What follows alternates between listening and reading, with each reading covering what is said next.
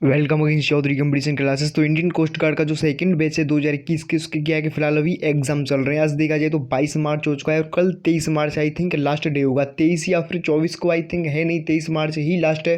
तो सबसे पहले जिन कैंडिडेट का एग्जाम हो चुका है तो इंतजार है उनको अपनी नेक्स्ट स्टेज का। सभी कैंडिडेट इंतजार कर रहे हैं कि नेक्स्ट स्टेज में क्या होगा। जो सेकंड स्टेज है वह कब से प्रारंभ होगा और सेकंड स्टेज में क्या क्या प्रोसेस कराया जाएगा। तो सबसे पहले बात करेंगे कि आपका जो रिजल्ट है, रिटन एग्जाम का जो रिजल्ट है कब तक प्रोवाइड करा दिया जाएगा। जैसे ही कल आपका पूरी तरह से जितना भी एग्जाम कंप्लीट करा दिया जाएगा उसके पास कट ऑफ पर बात करेंगे। कुल मिलाकर कितनी कट ऑफ रह सकती है, चाहे आपका ओबीसी हो, अनरिजर्व हो, EWS वाले कैंडिडेट हो, SC ST वाले कैंडिडेट हो, उनके लिए कट ऑफ पर बात करेंगे उनकी कट ऑफ कितनी रह सकती है। इसके लिए अलग अलग पासिंग मार्क भी रखे गए थे, सेपरेट पासिंग मार्क भी बताए गए थे। जब आपका इंडियन कोस्ट गार्ड का जब ऑफिशियल नोटिफिकेशन आया था तो उसमें साफ साफ मैं रीड कर बताऊंगा आपका जो नेक्स्ट स्टेज है, सेकंड स्टेज है, उसमें क्या क्या प्रोसेस होगा और किस मंथ तक आपका और किस डेट तक आपका रिजल्ट आ जाएगा। तो सबसे पहली जो मेनली डीपली बात की है तो सभी कैंडिडेट को कहीं ना कहीं इंतजार है वो रिजल्ट का। तो हज़ारों की संख्या में ऐसे कैंडिडेट हैं उनको इंतजार है अपने रिजल्ट का। तो सबसे पहले हम रिजल्ट पर ही बात करेंगे, उसके पश्चात बात करेंगे आपका जो सेकंड स्टेज है उसमें क्या क्या प्रोसेस होने वाला है। तो आप यहाँ से पैरा नंबर 8 को देख सकते हैं। जो इंडियन कोस्ट गार्ड का जो ऑफिशियल नोटिफिकेशन है उसके पैरा नंबर 8 पर जाएं। पैरा नंबर 8 में साफ साफ दिया गया है कि आपका जो रिजल्ट है कब तक प्रोवाइड करा दिया जाएगा, रिटन एग्जाम के कितने दिन पश्चात आपका रिजल्ट आ जाएगा। तो आप यहाँ से पैरा नंबर 7th को देखें तो पैरा नंबर 7th को जब आप रीड करेंगे तो उसमें जैसा कि बताया गया था आपका जो स्टेज फर्स्ट है अर्थात आपका जो रिटन एग्जाम था स्टेज फर्स्ट का, उसमें साफ साफ दिया गया था या मिडिल या फिर एंड मार्च में करा दिया जाएगा। तो आई थिंक जिसने इस तरीके से बताया था, टेंटेटिव डेट बताई थी एग्जामिनेशन की, तो उसी डेट के मध्य आपका एग्जाम करा दिया है। 20 से 23 मार्च के मध्य आपका एग्जाम इंडियन कोस्ट गार्ड द्वारा करा दिया जा रहा है। और इसका जो नेक्स्ट स्टेज है, स्टेज सेकंड को देखें, देखिए मैं आपके लिए दो फैक्ट बताऊंगा कि आपका जो रिटेन एग्जाम का जो रिजल्ट है कब तक आ जाएगा।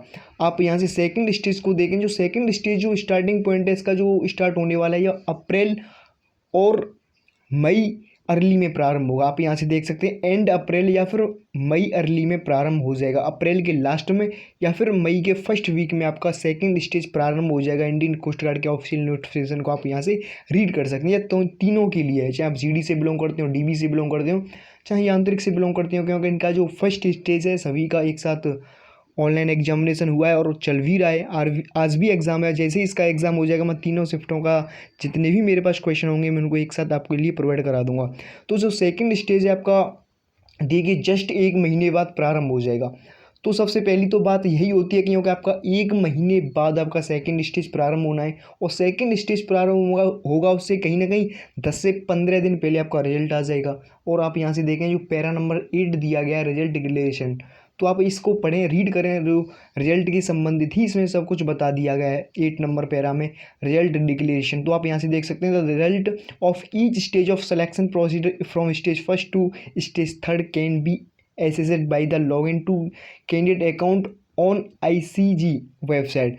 The result of the online examination at first stage will be announced tentatively within 20 days.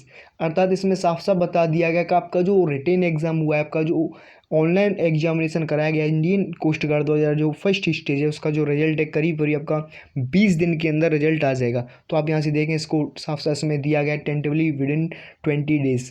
तो आपका 20 दिन के अंदर रिजल्ट आ जाएगा। तो कोई भी कैंडिडेट अपने मन में ये डाउट ना रखे कि इसका रिजल्ट कितने दिन बाद आएगा।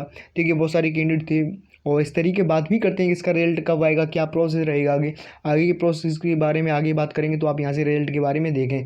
तो आज 22 मार्च हो चुकी है और कल 23 मार्च है और इस मंथ में आपका 6 से 7 दिन बचे हुए हैं। तो नेक्स्ट आपका 10 अप्रैल तक आई थिंक आपका रिजल्ट शो कर दिया जाएगा। 10 अप्रैल तक आपका लास्ट है। देखिए इसमें साफ साफ दिया गया आपका जो रिजल्ट है 20 दिन के अंदर प्रोवाइड करा दिया जाएगा। 10 अप्रैल तक आपका रिजल्ट आ जाएगा और उसके पश्चात आपका जैसे ही आपका रिजल्ट आ जाएगा, जिस कैंडिडेट जो भी कोई कैंडिडेट पर रिटन एग्जाम क्लियर कर लेगा उसका सेकंड स्टेज का एडमिट कार्ड आ जाएगा। और सेकंड स्टेज आपको पता है अप्रैल के एंड में प्रारंभ होगा या फिर मई के अर्ली में प्रारंभ होगा, क्योंकि इसका जो बैच है यांत्रिक GD और आपका जो इंडियन कोस्ट गार्ड का यांत्रिक वाला बैच है और GD वाला बैच है, इसका जो ज्वाइनिंग है अगस्त में इनको ज्वाइनिंग कराना है और जो डीवी वाला उनका ज्वाइनिंग अक्टूबर मंथ में कराना है, तो इस बेस पर देखा जाए तो कहीं ना कहीं प्रोसेस भी फास्ट कराएंगे। और जिस तरीके से उन्होंने बताया था नोटिफिकेशन, उसी बेस पर आपका रिटन एग्जाम भी उन्होंने वही कराया है। तो 10 अप्रैल तक आपका रिजल्ट आ जाएगा। और आप सेकंड स्टेज की तैयारी कैसे करें, इस पर बात करेंगे। आपका जो नेक्स्ट स्टेज है, जो नेक्स्ट स्टेप है, उसमें क्या कुछ रहने वाला है, देखिए सब कुछ आपको विद प्रूफ दिखाऊंगा, अपने से कुछ नहीं बताऊंगा। तो आप यहाँ से देख सकते हैं जो चौथा पैरा है, चौथे पैरे का आई थिंक बी, जो आप यहाँ से देख सकते हैं जो पांचवा पैरा दिया गया, फिफ्थ पैरा दिया गया, फिफ्थ पैरा का स्टेप बी देखें।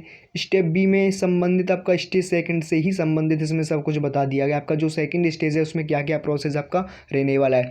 तो जो भी कोई कैंडिडेट क्या है कि अपना रिटन एग्जाम को क्लियर कर लेगा, उसका सेकंड स्टेज का एडमिट कार्ड उसकी ईमेल आईडी पर आ जाएगा। तो आप यहाँ से देख सकते हैं इंडियन कोस्ट गार्ड की जो ऑफिशियल वेबसाइट है, आप वहाँ से भी डाउनलोड कर लेंगे। देखिए जब आपका आई थिंक जब आप कट ऑफ क्लियर कर जाएंगे तो सेकंड स्टेज का आपका एडमिट कार्ड आ जाएगा। तो आपका जो सेकंड स्टेज है, सेकंड स्टेज आई थिंक 1 या 2 दिन तक चलेगा। आप यहाँ से देख सकते हैं the duration of stage second will be from 1 to 2 days। तो आपका जो सेकंड स्टेज है करीब करीब 1 से 2 दिन चलेगा। और सेकंड स्टेज में क्या कुछ रहेगा आप यहाँ से देखें। सबसे पहले आपका सेकंड स्टेज में फिजिकल फिटनेस टेस्ट लिया जाएगा। जो भी कोई कैंडिडेट अपने रिटन एग्जाम को क्लियर कर लेगा उसके पास उसकी मेरिट आएगी। और मेरिट में आपको बता चुका हूँ कि 10 अप्रैल तक आपकी मेरिट आ जाएगी। और कट ऑफ कितनी जाएगी, कल जैसे ही आपका एग्जाम हो उसके पास कट ऑफ पर बात करेंगे, किस कैटेगरी कितनी कट ऑफ जा सकती है। पासिंग मार्क बात करेंगे, कुल मिलाकर कितने पासिंग मार्क रखे गए। तो आप यहाँ से देख सकते हैं फिजिकल फिटनेस टेस्ट में से कुछ बता दिया गया है।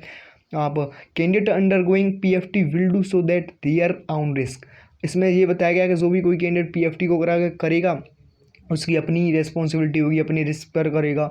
All candidate to are advise to in possession of sport rig shoe T shirt trouser the PFT consist of. तो आप यहाँ से देख सकते हैं इसमें पीएफटी से संबंधित कुछ ड्रेस कोड बताए गए हैं, आपको किस किस तरीके से वहाँ कपड़े पहनकर जाने हैं और क्या कुछ यूज़ करना है। आप यहाँ से देखें जो फर्स्ट दिया गया है 1.6 kilometre run to be complete in 7 minute.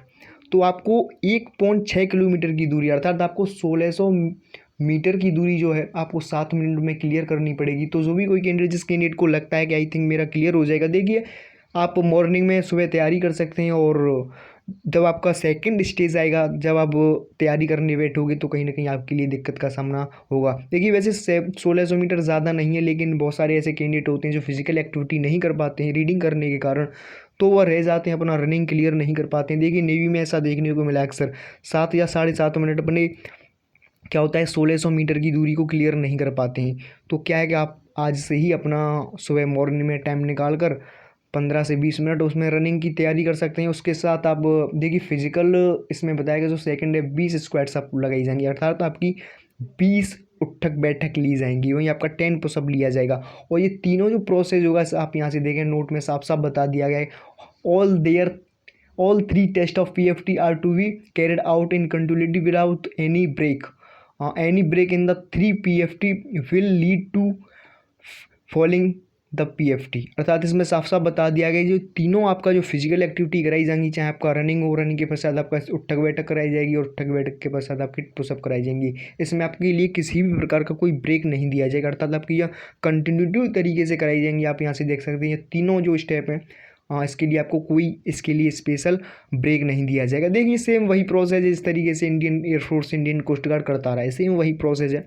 और आपको इसकी अभी से प्रैक्टिस करनी चाहिए आई थिंक। और कुल मिलाकर 358 पोस्ट हैं। तो 358 पोस्ट के लिए देखिए कहीं ना कहीं नेवी की तरह ये अगर सिलेक्शन प्रोसेस करते हैं तो नेवी आई थिंक 5 या 4 गुना लेता है अपनी जो टोटल वैकेंसी होती है। और रिटन एग्ज़ाम क्वालिफाई करने के लिए अपनी वैकेंसी का 4 या फिर 5 गुना कैंडिडेट को सेलेक्ट करता है। उसके पश्चात उनका सेकंड स्टेज होता है। सेकंड स्टेज में आपका मैंने आपको बता दिया है पीएफटी, और पीएफटी के पश्चात आपका देखिए कुछ ना कुछ डॉक्यूमेंट्स वेरिफिकेशन किया जाएगा। आपका जितना भी यदि आपने डीवी के लिए अप्लाई किया है तो उसमें आपकी जो 10th की मार्कशीट है और जितने भी आपने डॉक्यूमेंट्स फिल किए थे उसमें किसी प्रकार की कोई मिसमैच तो नहीं है। इसी प्रकार यदि आपने जीडी के लिए अप्लाई किया है तो उसमें आपका 12th का मार्कशीट ये सब कुछ डॉक्यूमेंट्स वेरिफिकेशन किया जाएगा सेकंड स्टेज के दौरान। और सेकंड स्टेज जब आएगा मैं उससे संबंध पहले एक वीडियो भी बना दूंगा आपको किस तरीके के डॉक्यूमेंट्स अपने साथ लेकर जाने हैं। तो आप यहाँ से देखें। और इसके पश्चात जो नेक्स्ट स्टेप है और सेकंड स्टेज का देखिए, सेकंड स्टेज का ही नेक्स्ट स्टेप है आपका इनिशियल मेडिकल एग्जामिनेशन, अर्थात आपके सेकंड स्टेज में ही आपका मेडिकल एग्जामिनेशन करा दिया जाएगा। तभी तो आपको वहाँ 1 या फिर 2 दिन का समय लग रहा है, या तो आप 1 दिन में फ्री हो जाओगे, 1 दिन में नहीं फ्री होती तो आपको वहाँ कंपलसरी 2 दिन तो लग जानी है, क्योंकि आपका फिजिकली में ये होना है, क्योंकि फिजिकल में तो ज़्यादा समय लगने वाला नहीं है, क्योंकि इसके पश्चात आपका डॉक्यूमेंट वेरिफिकेशन में क्योंकि आपको पता है बहुत सारा समय लगता है, उसके पश्चात आपका इनिशियल मेडिकल एग्जामिनेशन लिया जाएगा। तो लास्ट आपको 2 दिन लगेंगे, 2 दिन में आपको फ्री कर दिया जाएगा सेकंड स्टेज के दौरान। तो सेकंड स्टेज में आपका मेडिकल लिया जाएगा, इनिशियल मेडिकल एग्जामिनेशन, उसमें आपका देखा जाएगा। और जिस भी कैंडिडेट को यदि कोई पॉइंट दे दिया जाता है तो उसको क्या है कि उसको टाइम दे दिया जाएगा, आपको इतने दिन में अपना पॉइंट क्लियर कर कर लेकर आना है। तो इस तरीके इसका प्रोसेस रहने वाला है। सेकंड स्टेज में ही आपका मेडिकल होगा। वहीं थर्ड स्टेज की बात करें तो थर्ड स्टेज देखिए अभी आया नहीं है। थर्ड स्टेज जैसे ही आपका सेकंड स्टेज होगा उस दौरान हम थर्ड स्टेज पर बात करेंगे कि थर्ड स्टेज में क्या कुछ प्रोसेस रहने वाला है। थर्ड स्टेज में ऐसा कुछ नहीं है, केवल आपका वहाँ फाइनल मेडिकल एग्जामिनेशन लिया जाएगा जो INS सेल का है। आपका जो फाइनल मेडिकल होगा, देखिए मेडिकल तो इनिशियल मेडिकल आपका सेकंड स्टेज के ही दौरान ले लिया जाएगा, लेकिन जो फाइनल होने वाला है जहाँ से कोई कैंडिडेट यदि अनफिट होता है तो वह उसको दोबारा से चांस देंगे, और फाइनल आपका जो मेडिकल होगा थर्ड स्टेज के दौरान ही आपका फाइनल मेडिकल एग्जामिनेशन होने वाला है। तो थर्ड आई थिंक आपके समझ में आ गया होगा कि आपका सेकंड स्टेज में क्या होगा। तो फर्स्ट स्टेज हो चुका है, और जिस भी कैंडिडेट का नहीं हुआ है कल एग्ज़ाम देकर आएगा तो रिजल्ट उसका आई थिंक 10 अप्रैल तक रिलीज़ कर दिया जाएगा। उसके पश्चात आपका सेकंड स्टेज है। सेकंड स्टेज में आपके लिए PFT है, और PFT में आपका शॉर्ट रुपए में बताता चलूँ 1.6 किलोमीटर की दौड़ है जो कि आपको 7 मिनट में कंप्लीट करनी पड़ेगी। वहीं आपका 20 उठक बैठक है, वहीं आपका 10 पुशअप है। इस तरीके से सेकेंड स्टेज का प्रारंभ होगा, और वहीं अंत में आते आते समय आपको इनिशियल मेडिकल एग्जामिनेशन देना पड़ेगा। वहीं आपका डॉक्यूमेंट्स वेरिफिकेशन भी साथ साथ में करा दिया जाएगा सेकेंड स्टेज के दौरान। तो आपका इस तरीके का आगे प्रोसेस रहेगा सेकंड स्टेज का।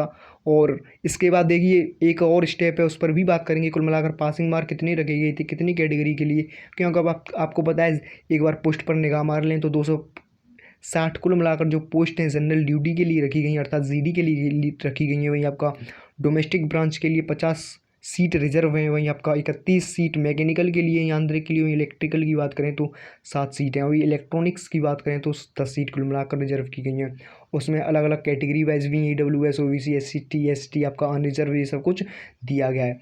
और पासिंग मार्क की बात करेंगे, कुल मिलाकर कितनी पासिंग मार्क के लिए इसमें बोला गया था आपका इतना मार्क तो होना चाहिए, उसके आप बस शायद आपको फाइट भी करना पड़ेगा मेरिट के लिए। तो आप यहाँ से देख जाएँ जो सेक्शन फर्स्ट है उसमें साफ साफ दिया गया है जो अनरिजर्व या फिर EWS या फिर OBC वाले कैंडिडेट हैं उनको 30 मार्क होना चाहिए। अर्थात सेक्शन फर्स्ट आपको पता है 60 क्वेश्चन थे उसमें, और 45 मिनट थे आपके पास, अर्थात 45 मिनट में आपको 60 क्वेश्चन करने थे, और उसमें 60 में से आपका 50% आपके पास स्कोर होना चाहिए यदि आप अनरिजर्व OBC और EWS से बिलोंग करते हैं। तो आपका पासिंग मार्क जो होना चाहिए 30 नंबर तो होना ही चाहिए।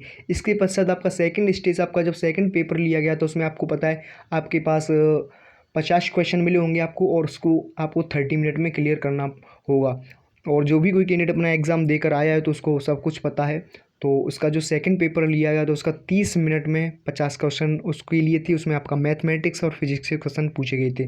तो उसका जो पासिंग मार्क रखा गया है वो आपका 20 नंबर रखा गया है, ये अनरिजर्व के लिए। और वहीं SC और ST की बात करें उसके लिए 17 नंबर रखा गया। अर्थात जो कैंडिडेट केवल और केवल DV के लिए अप्लाई किया था उसने, तो उसकी 30 मार्क पासिंग रखे गए। यदि आप अनरिजर्व EWS OBC से बिलोंग करते हो, यदि आप SC और ST से बिलोंग करते हो तो आपके पास 27 नंबर पासिंग मार्क होनी चाहिए। इसके बाद कट ऑफ पर भी बात करेंगे। देखिए आपकी फाइनल कट ऑफ नहीं है, उसमें केवल आपका पासिंग स्कोर बता दिया, अर्थात आपके इतने नंबर तो होने ही चाहिए। इसके पश्चात आपका कहीं ना कहीं फाइट करोगे आगे कैंडिडेट से।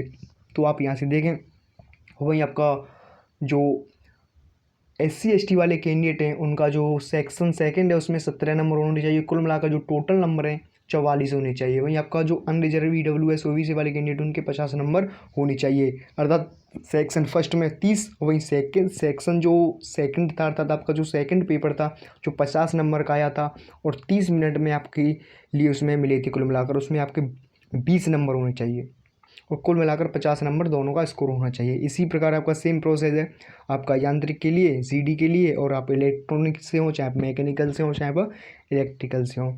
तो आई थिंक आपके समझ में सब कुछ आ गया होगा, और जिस भी कैंडिडेट के मन में फ्री कोई डाउट रह गया हो तो कमेंट में आकर बोल सकता है, और कट ऑफ पर बात करेंगे। और कमेंट में आप बता सकते हो कि कितने कैंडिडेट की कितने क्वेश्चन अभी तक दे गए, आप अपने से आपने रिव्यू किया होगा अवश्य, तो आप लगा सकते हो अपने यहाँ से आइडिया कि कितने मेरे क्वेश्चन ठीक थे और इतने मेरे गलत थे, क्योंकि आपको पता है इसमें नेगेटिव मार्किंग है नहीं किसी प्रकार की, तो कहीं ना कहीं कट ऑफ थोड़ी थोड़ी हाई ही जाएगी। और क्योंकि जब आपकी नेगेटिव मार्किंग होती है तो उसमें बहुत सारे कैंडिडेट क्या होता है कि उन क्वेश्चनों को छोड़ देते हैं कि आप कर देते हैं, वो क्वेश्चन को पता नहीं होते हैं। लेकिन आपकी जब नेगेटिव मार्किंग नहीं होती है तो उसमें कहीं ना कहीं आपकी जो मेरिट है उसके भी बढ़ने के चांस होते हैं। तो यही आपको अपडेट देना था। थैंक्स।